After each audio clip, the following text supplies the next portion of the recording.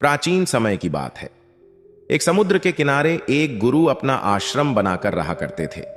हजारों शिष्य उनसे ज्ञान ग्रहण करने के लिए दूर दूर से उनके पास आकर रहते थे। गुरु का ज्ञान देने का तरीका भी बहुत ही अनूठा था। शुरुआत में वो अपने शिष्यों को उपदेशों के माध्यम से ज्ञान देते थे। उसके बाद वो अपने शिष्यों को उस ज्ञान का अनुसरण करने के लिए कहते थे, उस ज्ञान को अपने व्यवहारिक जीवन में उतारने को कहते थे। एक बार उस आश्रम में एक सम्राट अपने बेटे को लेकर पहुंचा। उस सम्राट ने उस गुरु से प्रार्थना की और कहा कि आप मेरे बेटे को अपने आश्रम में रहने दें और अपने तरीके से उसे ज्ञान दें। उसे इस आश्रम में बिल्कुल भी ऐसा नहीं लगना चाहिए कि वो किसी सम्राट का बेटा है। उसे बिल्कुल साधारण शिष्यों की तरह ही ज्ञान देने की कृपा करें। गुरु ने मुस्कुराते हुए कहा कि सम्राट ज्ञान इसी तरीके से लिया जा सकता है। अगर तुम अपने आप को दूसरों से महान समझोगे तो तुम ज्ञान ग्रहण नहीं कर पाओगे। अगर तुम्हें ज्ञान ग्रहण करना है तो तुम्हें दूसरों की तरह अपने आप को साधारण समझना होगा। यही ज्ञान ग्रहण करने की सबसे पहली सीढ़ी होती है। तुम निश्चिंत रहो, आज से तुम्हारे बेटे की जिम्मेदारी मेरे कंधों पर है।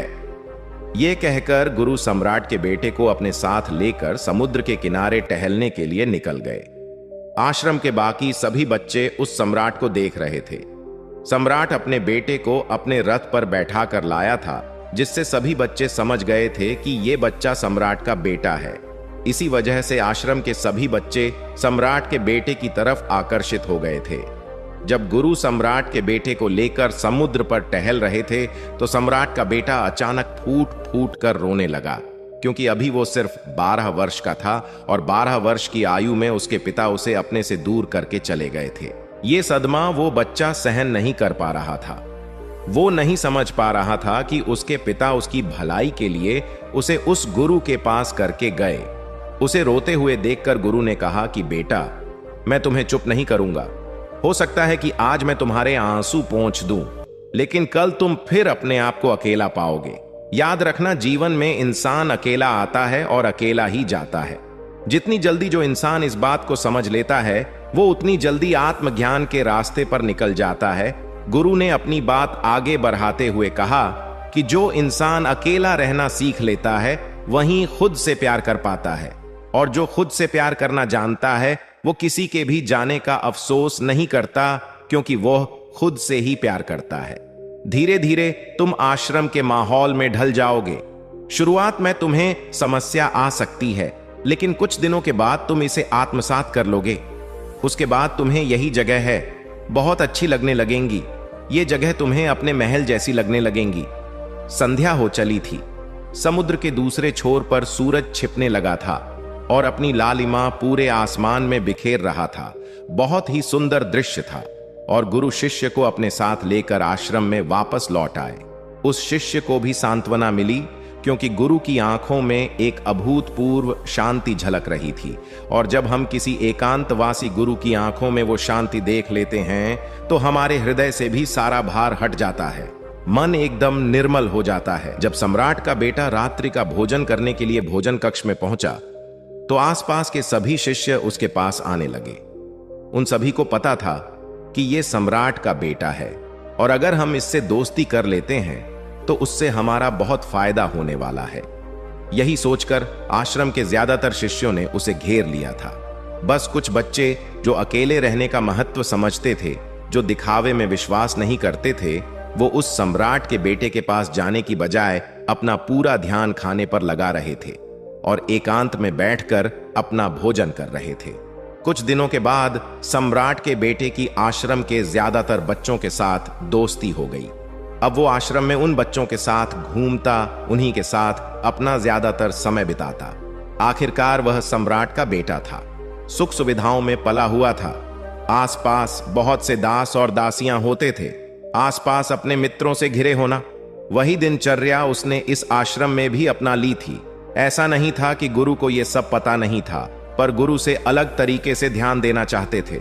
बच्चों को ज्ञान आप उपदेश देकर नहीं दे सकते, उन्हें साक्षात्कार कराना होता है। उसके बाद उन्हें वो बात समझ आती है जो आप समझाना चाहते हैं। गुरु को यह बात पता थी कि अगर मैं इसे बोलकर बताऊंगा तो ये कभी समझ नहीं पाएगा। मुझे ऐसे दिखाना होगा, इस एहसास कराना होगा कि अकेले रहकर तुम अपनी शक्तियों को जान पाओगे। ये सीख देने के लिए गुरु एक दिन उस शिष्य को अपने साथ एक ऊंची चोटी पर ले गए। चोटी पर पहुंचकर गुरु ने उसे शिष्य से कहा कि अब तुम्हारा ज्ञान पूरा हो चुका है, बस एक आखिरी रात तुम्हें यहां पर बितानी होगी। उसके बाद अगले दिन शाम को मैं तुम्हारे राजमहल में तुमको पहुंचा दूंगा। ये सदमा वो बच्चा सहन नहीं कर पा रहा था। वो नहीं समझ पा रहा था कि उसके पिता उसकी भलाई के लिए उसे उस गुरु के पास करके गए। उसे रोते हुए देखकर गुरु ने कहा कि बेटा, मैं तुम्हें चुप नहीं करूंगा। हो सकता है कि आज मैं तुम्हारे आंसू पोंछ दूं, लेकिन कल तुम फिर अपने आप को अकेला पाओगे। याद रखना, जीवन में इंसान अकेला आता है और अकेला ही जाता है। जितनी जल्दी जो इंसान इस बात को समझ लेता है, वो उतनी जल्दी आत्मज्ञान के रास्ते पर निकल जाता है। गुरु ने अपनी बात आगे बढ़ाते हुए कहा कि जो इंसान अकेला रहना सीख लेता है, वही खुद से प्यार कर पाता है, और जो खुद से प्यार करना जानता है, वो किसी के भी जाने का अफसोस नहीं करता, क्योंकि वह खुद से ही प्यार करता है। धीरे धीरे तुम आश्रम के माहौल में ढल जाओगे। शुरुआत में तुम्हें समस्या आ सकती है, लेकिन कुछ दिनों के बाद तुम इसे आत्मसात कर लोगे। उसके बाद तुम्हें यही जगह है बहुत अच्छी लगने लगेंगी। ये जगह तुम्हें अपने महल जैसी लगने लगेंगी। संध्या हो चली थी। समुद्र के दूसरे छोर पर सूरज छिपने लगा था और अपनी लालिमा पूरे आसमान में बिखेर रहा था। बहुत ही सुंदर दृश्य था और गुरु शिष्य को अपने साथ लेकर आश्रम में वापस लौट आए। उस शिष्य को भी सांत्वना मिली, क्योंकि गुरु की आंखों में एक अभूतपूर्व शांति झलक रही थी। और जब हम किसी एकांतवासी गुरु की आंखों में वो शांति देख लेते हैं, तो हमारे हृदय से भी सारा भार हट जाता है, मन एकदम निर्मल हो जाता है। वो बच्चा तो ये सुनकर बहुत खुश हो गया कि अब मैं वापस अपने राजमहल चला जाऊंगा। फिर से मेरे दास और दासियां, सारी भोग की वस्तु ये मेरे पास होंगे। उस शिष्य ने गुरु से पूछा कि गुरुजी, मुझे आज रात आप यहां छोटी पर क्यों रहने को कह रहे? आखिर मुझे कौन सा आखिरी ज्ञान यहां से मिलेगा? गुरु ने मुस्कुराते हुए कहा कि यहां पर चट्टान के पीछे तुम्हें छिपकर बैठना होगा। यहां पर रोज रात को 1 बज आता है। बाज को देखना है, बहुत गौर से देखना है, हर गतिविधि देखनी है, और उस बाज को देखने के बाद अगले दिन अगर तुम उस बाज की खूबियां मुझे बता पाए, तो मैं तुम्हें तुम्हारे राजमहल वापस भिजवा दूंगा। और हां, सुबह आने से पहले एक बात पर और ध्यान देना है, एक चरवाहा यहां सबसे अद्भुत और सबसे अलग होता है। उदाहरण के लिए, एक तो होता है, हम सभी ने देखा है, तोता बोलता तो बहुत है, लेकिन कभी ऊंचा आसमान में नहीं जा पाता। लेकिन एक बात जो कि हर समय शांत रहता है, वो आकाश को भी छू सकता है। उसमें आकाश को छू लेने का सामर्थ्य होता है।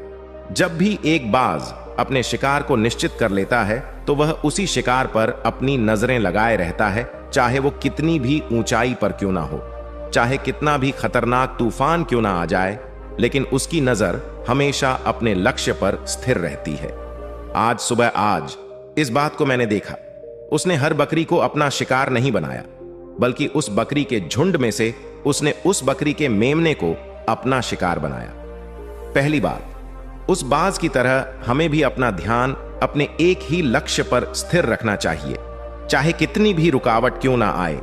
हमें अपना लक्ष्य स्पष्ट दिखाई देना चाहिए, पर पूरी एकाग्रता के साथ ध्यान देना चाहिए। तीसरी बात जो मैंने उस बात से सीखी और जो हम सभी को सीखनी चाहिए, वो ये है कि बाज कभी भी दूसरे पक्ष के साथ नहीं रहता, वो हमेशा आकाश में अकेला रहता है। इससे हमें यह सीख लेनी चाहिए कि हमें कभी भी छोटी सोच वाले लोगों के साथ नहीं रहना चाहिए। आखिरकार हम भी वही बन जाते हैं जिनके साथ हम रहते हैं। इसीलिए या तो महान सोच वालों के साथ रहो या फिर अकेले, क्योंकि जब हम अकेले रहते हैं तभी हम खुद की ताकत और खुद की कमजोरियों को जान पाते हैं।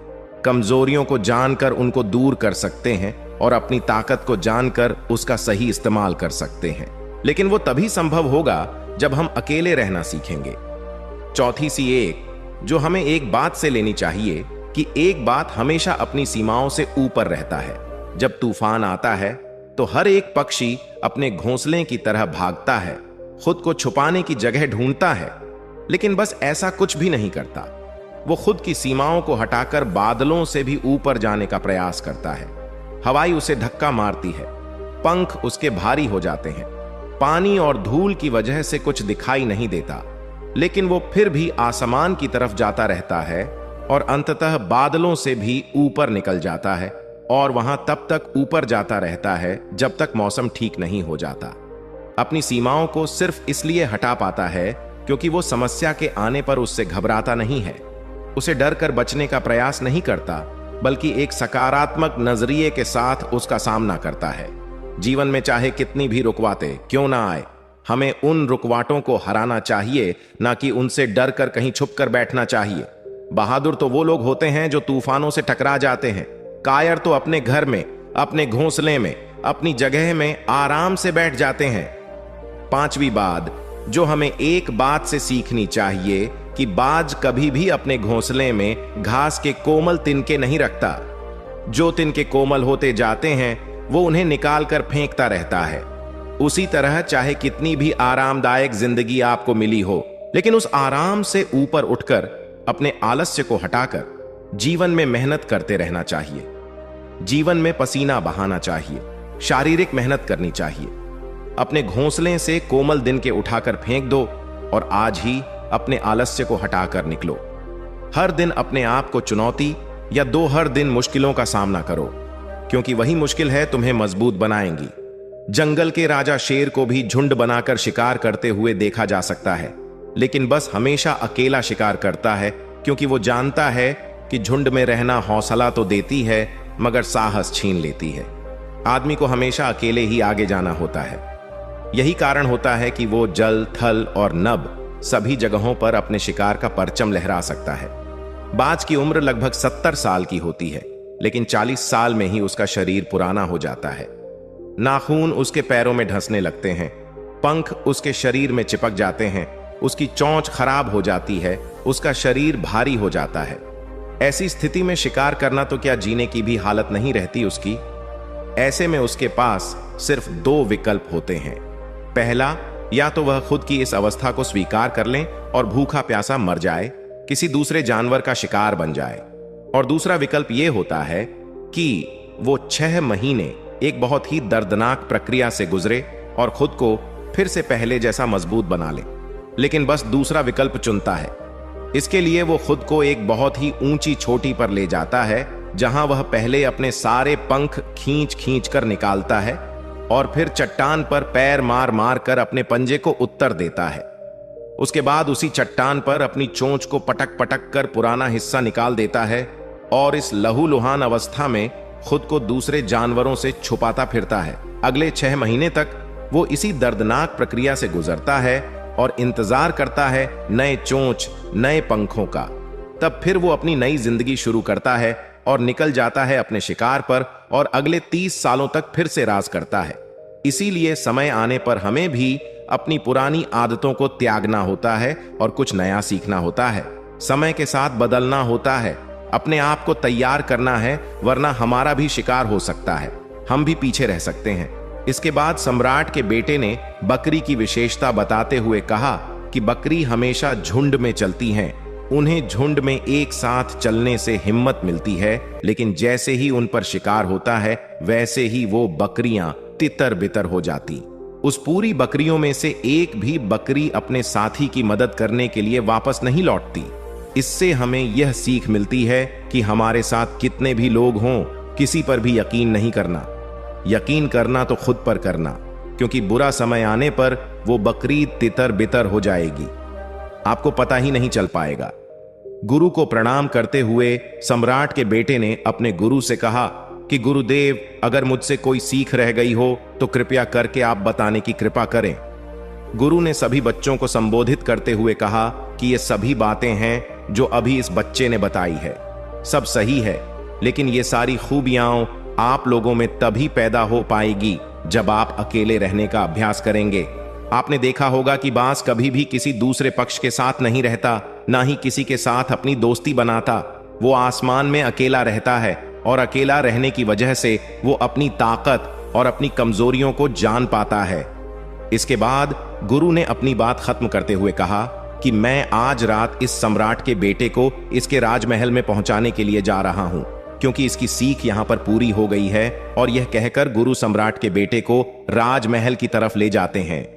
तो दोस्तों, ये थी आज की कहानी। तो दोस्तों, वीडियो को लाइक करके बुद्धिस्ट ज्ञान चैनल को सब्सक्राइब करें और कमेंट बॉक्स में नमो बुद्धाय जरूर लिखें। और दोस्तों, आपका जो भी सवाल है वो आप इस वीडियो में पूछ सकते हैं।